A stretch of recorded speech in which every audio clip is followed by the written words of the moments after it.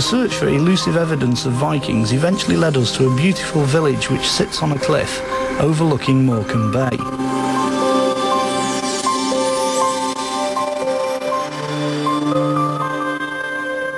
We're here at Heysham Head looking for the chapels of St Patrick and St Peter, and the great thing about these chapels is they're full of Anglo-Saxon carvings and the famous Viking hogback tombstone. But the best part of looking for lost treasures is when you arrive at a place that's like this, because it's magnificent.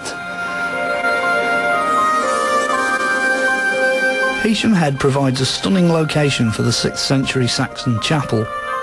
A grave containing a Viking sword was discovered in the churchyard, but the most extraordinary feature of the site are grave slots cut into the solid rock.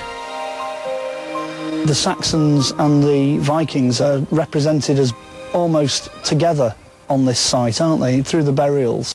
That's right, there are examples of Saxon burials, Viking burials, and it does give the impression of, if you like, one integrated Anglo-Scandinavian community rather than a separate Anglo community and a Scandinavian community.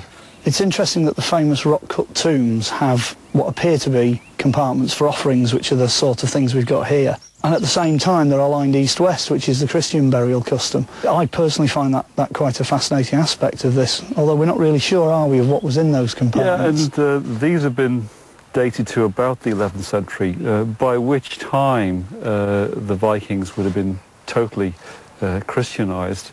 So it would perhaps be surprising if those indents there were places where they put special values of treasure and things. So it's a bit difficult to speculate what they may have been for. All we can say is that whoever was buried here was obviously people of some importance. It's more here a picture of cooperation between Saxon and Viking. That's right. Yeah, as indeed it was on the Wirral. Yes, and in fact all along the northwest coast it was one of integration and cooperation. They're not always represented then realistically as the violent invader who rapes and pillages. They're actually the civilised settler who's travelled the world also by the same token. That's right, and then using violence when they had to, but not unnecessarily.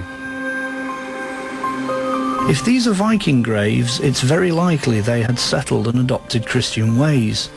Most Christian graves approximately align to the rising and setting sun, but these are far more specific.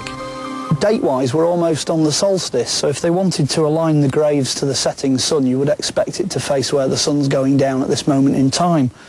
But what's really interesting is it doesn't. The graves actually align to magnetic west, which means the people who actually constructed these must have been aware of the location of magnetic north.